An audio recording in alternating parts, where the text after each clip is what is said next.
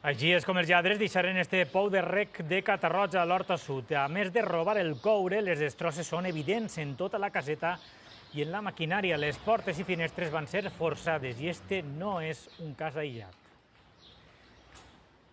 Esta nova onada de robatoris en pous de rec per part de les conegudes com a màfies del coure posa en alerta el sector agrari. L'Associació Valenciana de Llauradors xifra les pèrdues en 30 milions d'euros a l'any per furts i demana que reforce la vigilància.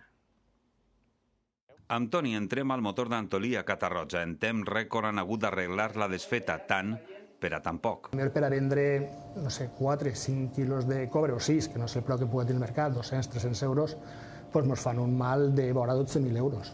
Han decidit posar una alarma per a frenar a la màfia del coure. T'he dit que això és alta tensió, així no entra...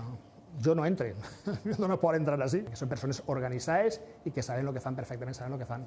L'empremta d'eixa màfia també està darrere d'estes instantànies. Furtaren en esta instal·lació de rec Algímia d'Alfara 6.000 euros en danys. Me trencaren les tuberies de goteig, m'arrencaren el motor que impulsa per poder regar i me tallaren tota la instal·lació elèctrica. Els robatoris han crescut un 20% respecte a l'últim any i ja són una epidèmia. Me consta que en la marxal de Massanassa estan entrant 2 motors a punt de començar la sega de l'arròs i també han fet el mateix, és a dir, el modus operandi és exactament igual. De fet, Aba diu que cada volta hi ha més robatoris però menys denúncies perquè els llauradors diuen que no serveix per a res. Divendres que ve protestaran davant les portes de la delegació per posar més vigilància en els establiments que venen coure i així al camp per evitar este saqueig.